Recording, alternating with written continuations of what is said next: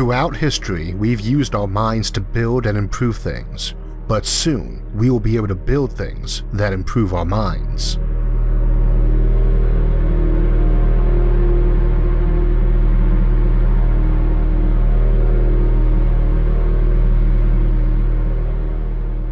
We've been trying to come up with ways to enhance the human mind for at least as long as humanity has had a concept for intelligence, and in all that time we haven't had a lot of success doing it.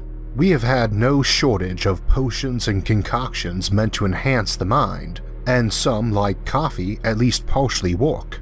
We have no shortage of drugs that alter the mind either. Yet for all that it has been a popular notion in fiction, even before we had science fiction, the science of it has eluded us. That is changing and becoming an emerging reality with technologies on the horizon and companies like Elon Musk's Neuralink pushing to bring mind augmentation from fiction to fact. We have seen it more and more in science fiction too, with authors attempting to paint a portrait of what a future would be like where mind augmentation was common. My own favorite for this is the Revelation Space series by Alastair Reynolds. With the possible exception of Isaac Asimov, there is no author who has more heavily influenced me and this channel, so I am proud to announce it as our SFIA October Book of the Month, sponsored by Audible. You can grab a great audio version of Revelation Space by using my link audible.com/Isaac, or click on the link in the description below. That gets you a free audiobook and a 30-day free trial of Audible. We've been exploring the concept of artificial intelligence recently and will continue to do so in the coming months, discussing both creating human-level artificial intelligence and superhuman level. Yet we should not overlook the possibility that even as we are making machines smarter than humans, we might be able to make smarter humans too. This is an enormous topic, both the means to potentially do it and the types of ways to do it. Let's explore some of the boundaries of mind augmentation. We will begin with nootropic drugs. These are marketed as smart drugs or cognitive enhancers. Mostly, these tend to be stimulants, but can also involve depressants or attention focusers. The general idea is to make use of a stimulant to increase mental arousal to increase performance. The trouble is that increasing arousal beyond a certain point actually decreases performance. The trick is to keep the mind in its highest performing state, basically the performance Goldilocks zone of the mind, by playing with the arousal levels. I mention this way to achieve mind augmentation because it exists today, and it is estimated that sales of nootropic supplements exceeds $1 billion a year, so it is being taken seriously by many folks. The trouble is getting into the Goldilocks zone and staying there. Different tasks require different levels of arousal for optimal performance. Intellectually demanding tasks generally need a lower level of arousal, which helps with concentration. In contrast, tasks demanding staying power may be performed better with higher levels of arousal. We don't tend to have only one type of task in our day, and moving into a different task can take you out of the Goldilocks zone. Another problem is that the drugs themselves take time to be processed by the body and reach the brain. Different drugs have different release rates, and staying in the Goldilocks zone is more of an art form than a science. The final big elephant in the room is that there are side effects. Some of the drugs can be habit-forming or affect blood pressure, sexual function, sleep, and mood. There are many nootropic drugs, and the effects, especially long-term effects, of specific drugs alone and in combination is not well understood. Having said that, the nootropic group of drugs includes caffeine and nicotine. As you know, I consider the coffee machine to be one of our best inventions. Nootropic drugs also include some outlawed or tightly controlled drugs like amphetamines. The use of nootropic drugs is controversial, and so is its status as a mind augmentation.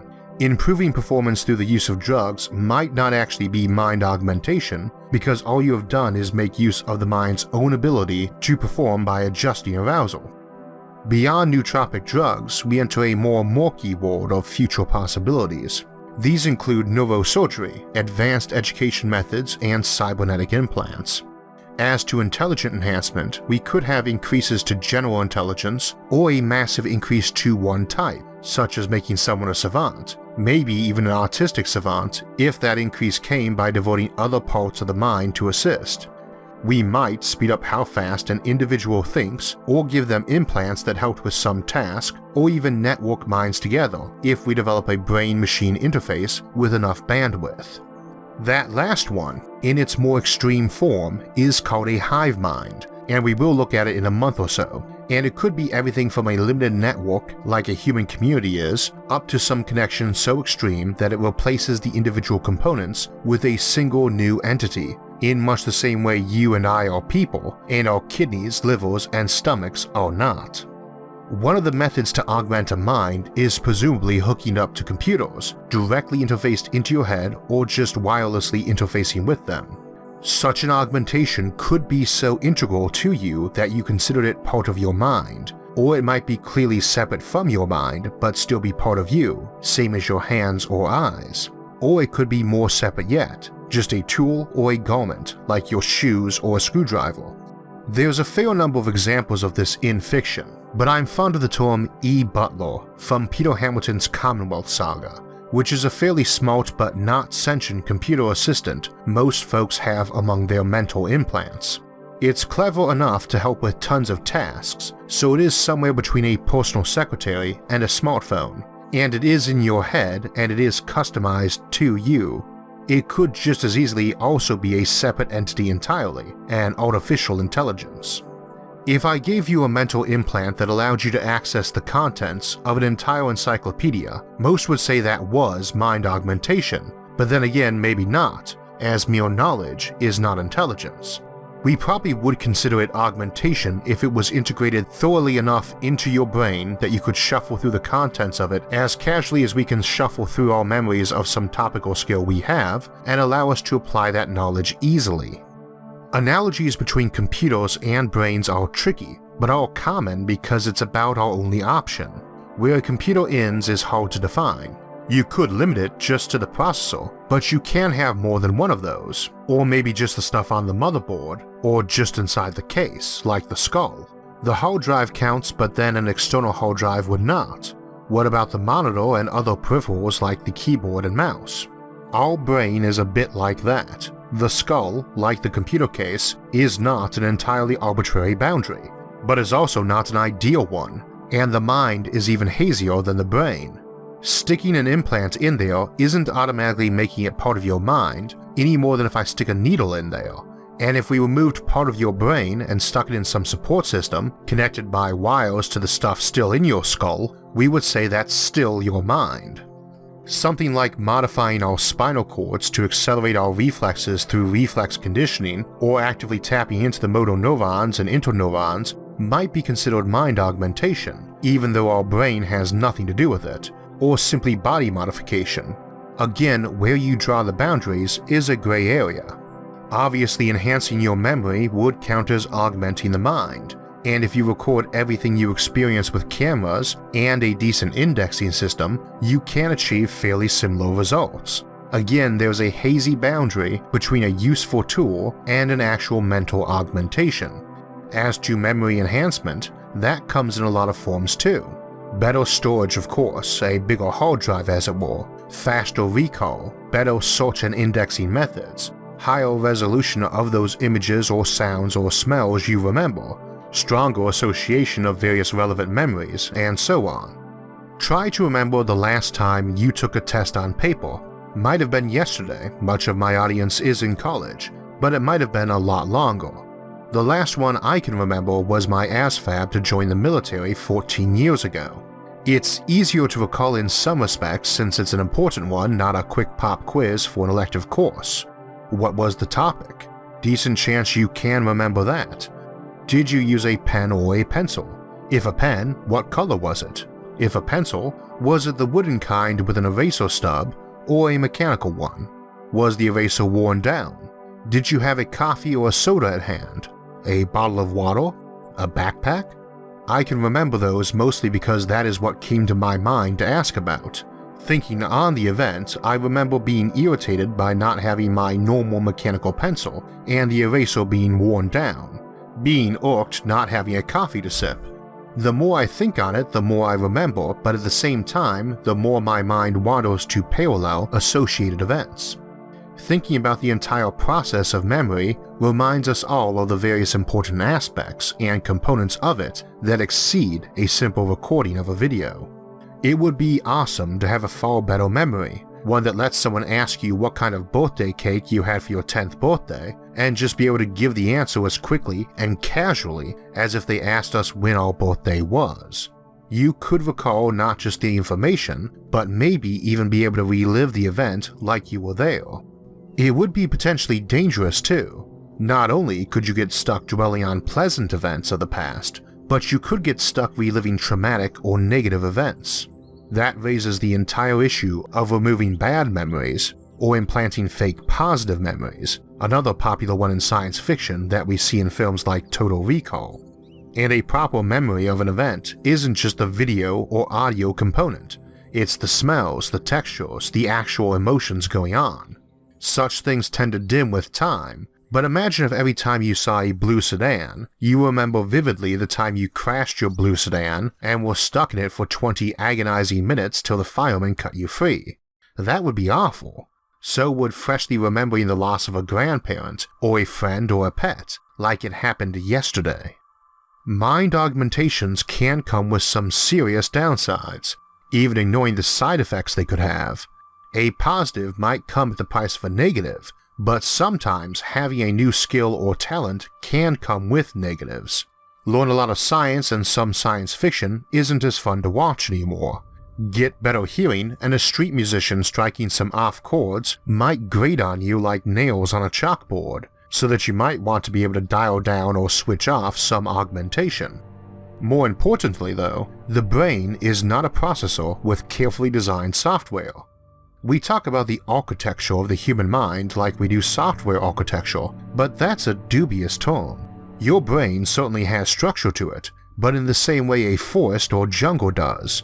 Much like how an ecosystem can have massive changes from mild tweaks, the human mind and personality might be very sensitive to small changes. So early augmentation probably wants to avoid messing much with the architecture of our minds. You can go for non-mind augmentation, like just hijacking the optic nerve to send information through as a visual input, and some others to serve as an output, both to other devices that do some work. You could go the neural lace route perhaps, something that does not alter thinking, but pretty much is a net of detectors woven throughout the mind to read your thoughts, send that data for processing, and send it back as an input.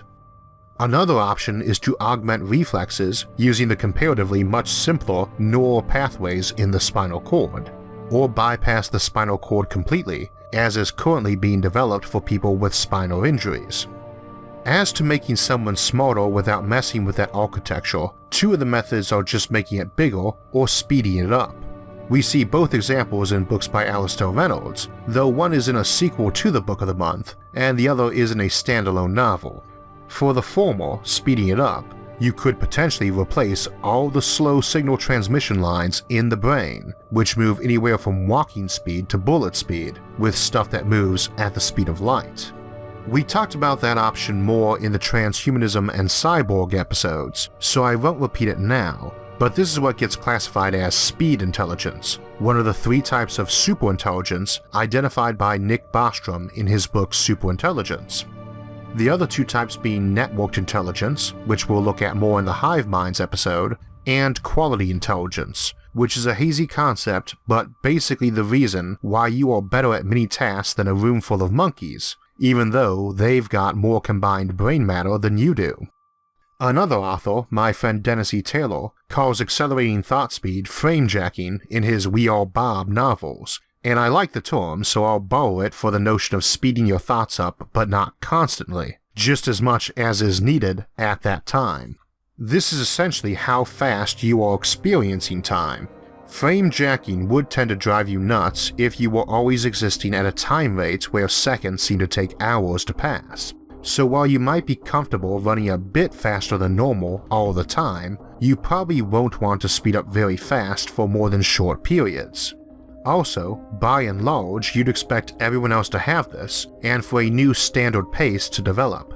This is clearly beneficial too. Being able to crank people's brains up to run 1,000,000 times faster obviously helps with scientific research a lot, and you have way less accidents if folks can respond almost instantly to them. But it would start messing with our concept of time a lot too. Someone tells you they were born in 1980, and another tells you they were born in 1987, and you know one is 7 years younger than the other person. But the fellow born in 1987 might have experienced a couple centuries of thought last year. These are the same kinds of issues we experience with relativistic travel, where time genuinely slows down for the traveler, or freezing people in sci-fi. You could have someone who went around on a spaceship that hugged the speed of light, so whole decades might pass during their journey while they only experienced a year or so, and they could be engaging in interstellar trade for centuries but only feel like they have been in the business for a few years, or they might accelerate their consciousness, framejack, to experience the same amount of time as passed in the outside world, or even more of it. It's a neat trick for growing soldiers too. Sci-fi loves to have tank-grown super soldiers you can pump out in months from some cloning vat, but tends to ignore that they aren't getting much training in that time. Fully grown or not, a 2-month-old is a 2-month-old. They aren't even talking and walking. If you can speed up their thoughts though, you can teach them faster, or just take regular people and hand them some books on the topic and tell them to read them now. Obviously it needs to be an electronic book, or better, some virtual simulation with hands-on training, but now they suddenly know the skill. Doesn't feel like it to them though, because they did actually spend the time to learn it. You might expect everybody with this option would go and try to learn everything, but first off, most people do have plenty of free time and still don't hit the books to learn skills they don't particularly need at the moment. Second, this is one pathway to extreme life extension. You only live maybe a century of real time, but experience thousands of years of subjective time. And while we are keeping to a basic human mental architecture, even if we can extend their useful memory so their brain does not fill up or overwrite old memories, there's a cost to life. Firstly, you probably want to get paid more for an hour spent framejacking than at a normal speed, since you are experiencing it. So our ideas about being paid by the hour changes. Living 20,000 subjective years when you are physically 20 might seem like a gradual change made to your mind over subjective years spent reading stuff while you sat down on a couch for a few minutes, but to everyone else, it won't be the least bit gradual. Do you think if we stuck you in a slow time pocket for a century in a library to read, you would emerge the same person as far as your friends were concerned? All that new knowledge, probably even talking differently. How do you feel about the spouse you married and haven't really talked to from your perspective in a decade? And how do they feel about you? Understanding that, you might get very touchy about framejacking a lot. So speed intelligence is a promising path to mind augmentation, but not without its problems. The nicer path, when you just want it for learning, is to copy all the information over, but the brain, and anything functioning on a neural network concept, is not particularly suited to copy and paste.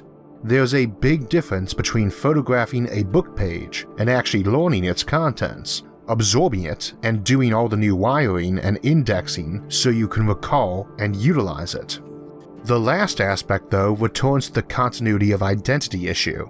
With something like speed intelligence, you are just being changed gradually, from your own perspective, but suddenly spiking someone's intelligence up 20 IQ points probably changes them profoundly, and pumping them up to hundreds of times smarter than the normal person ought to change their psychology more than going from standard primate to human.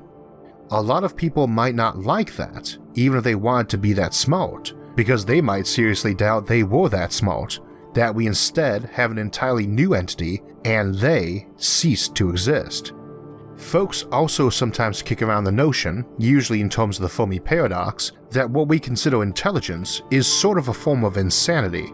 We don't know that getting a bit smarter might not be a very bad thing. People worry about civilizations being too dumb to survive, or getting dumber and dying off, but getting smarter might get you too. You could potentially have a civilization fall apart simply because its members were so smart they were constantly being overwhelmed by existential crises. They might get depressed or conclude free will and existence were logically impossible or pointless, but were too small to ignore it or rationalize a way around it, and just sit down and shut off. A popular notion is that civilizations run on a lot of stupidity, and it would seem like if it were actually true, then one with a lot of mind augmentation might fall apart. Personally, I don't see it that way. But then if I didn't think making people smarter was almost always a good thing, I wouldn't spend so much time learning myself or teaching, so I might be biased. And education itself is the oldest method of mind augmentation and has a very good track record of performance. I think we will see mind augmentation of various types and levels start showing up in the next few decades, and I would expect it to have positive effects overall. Another example of augmentation is just making the brain bigger, but keeping the same overall architecture. It has the downside of slowing things down, and we get an example of that from the House of Suns, where the protagonist spends a decade talking to a human giant with a massive head who is incredibly smart but slow. It takes hours for them to send around all the mental signals between all those mini neurons, which are far apart, and formulate a simple thought, but it's not a very simple thought either. It has to go slow too, because every time you fire a neuron, you generate heat, and your radiating surface is not scaling up with volume and quantity. Double a skull's diameter, and you get 8 times the volume in neurons, but only 4 times the radiating surface. Now, we don't have a lot of technical details yet on how we can achieve mind augmentation, but whatever way we do that, that last point brings us to the familiar territory of having to deal with the laws of thermodynamics. We get an example of folks who have had cooling fins installed to help dissipate heat from thinking faster in another of Alastair Reynolds' novels. You can see why I like him for this topic. When we talk about really speeding up intelligence a lot, that heat issue is a big one. Though come to think of it, restrictions on technology imposed by heat and thermodynamics is probably one of the most common obstacles I point out on this channel, probably because it gets ignored in science fiction so much. We do have supercomputers these days finally powerful enough that they process as fast as our estimates for the human mind, which is still several million times faster than your typical home computer. These things are gluttons for power, and every watt of energy they use has to emit as heat. Your brain uses and gives off heat on par with an energy-saving light bulb, about 20 watts. A good supercomputer produces thousands of times more heat to do way less. Even overcoming the scaling issue and being able to create a computer that would fit into the skull alongside the brain would not solve the heat issue, and it gets worse. Recent research on thermoregulation of the brain has shown that a change in temperature of only a couple of degrees has a very detrimental effect on our ability to think. A mobile phone consumes about 5 watts of power. It is really dumb in comparison with a supercomputer, but even at that low power level, that's a quarter of our brain's usual heat output. We have to be very careful not to overstep our body's ability to dissipate that heat. This is interesting because while we can doubtless keep improving how much energy we need to spend per calculation, and thus decrease the heat we need to get rid of, it does indicate something about the speed intelligence approach. I mentioned earlier frame jacking in the We Are Bob novels. The higher your frame jack, the more heat you are going to produce, and so the shorter a period of time you can do it if it is beyond your regular heat dissipation level. Whatever that is, even if your computer's or artificial brain is so efficient it can run 1,000,000 times faster than a human brain constantly, you can presumably briefly push it higher than that. Not only is speed intelligence probably the easiest path to pursue for major mind augmentation, certainly conceptually the easiest to explain, but that these relative bursts of speed, frame jacking, would be a major aspect of that. One potential solution to the thermodynamics problem is to move the bulk of the processing outside of the skull. This could be moved to a chip embedded elsewhere in the body, or carried around on a pocket-sized computer, or even off-site, that you talk to over a network. This does raise the issue of communications outages, where it is completely removed from the body, and still imposes some limitations on heat dissipation when it is housed elsewhere on the body. Current performance gaming computer rigs and supercomputers have moved to liquid cooling solutions because heat can be removed from the hot areas of the computer much more easily than radiating or even convecting that heat away close to those hot areas. The human body is already set up to be a liquid-cooled radiator of heat, and we could increase the flow of blood to the brain or other parts of the body and use other parts of our body to dump out the excess heat through sweating and opening the blood vessels under the skin. This means that mind augmentation could become a combination of brain and physiological augmentation where the two are inextricably linked. The more heat that can be dissipated by passing more blood through the skull and other implanted areas, the longer the person can be frame-jacked and the faster they can think. Whatever system we ultimately adopt for mind augmentation will need to address not only the interface with the mind, but also its physiological, social, and thermodynamic consequences. We have only touched on some of the concepts for mind augmentation, and not a lot of the mechanics. Those are still emerging, and we are still novices when it comes to understanding brains, thought, and cognition. You can explore a lot more of the concepts in our book of the month, Revelation Space, though I'm not so much recommending the book as the entire series. Reynolds explores transhumanism, artificial intelligence, mind uploading, and aspects of consciousness and identity better than any sci-fi author I can think of, and he writes almost all of his work under very hard science. No faster-than-light travel or magic handwave technology. He proves that you don't have to diminish the science part of science fiction to write a good story. He's also a particularly good read for channel regulars too, because he actually includes a lot of the other concepts we discuss like megastructures. It's not jumping around from one generic, single biome planet to another. I particularly recommend the audiobooks too, as the narration happens to be done by my favorite narrator, John Lee, and his voice is very well suited to the book in terms of immersing yourself into the novel with his tone. I tend to listen to audiobooks almost all day as they leave the hands and eye free for other tasks like when you're driving. With Audible, you can transform your commute and make traffic an escape you look forward to. They have an unbeatable selection of bestsellers, mysteries, and sci-fi books, like the series I'm recommending this month, which happens to be all three. Revelation Space is available on Audible, and you can pick up a free copy today. Just use my link, audible.com/Isaac. or click on the link in the description below to get a free audiobook and a 30-day trial. That's audible.com/ISAAC. I'm certain you will enjoy that story, but if not, you can swap it out for free for any other book at any time, as yours to keep whether you stay subscribed to Audible or not. Next week, we will be exploring the themes of digital mind transfer and uploading in our Halloween special, Digital Death. After that, we will be looking at interplanetary trade, and we will discuss some of the common concepts from science fiction and try to see how realistic those are and what the future of trade will be. For alerts when those and other episodes come out, make sure to subscribe to the channel. And if you enjoyed this episode, hit the like button and share it with others. Until next time, thanks for watching and have a great week.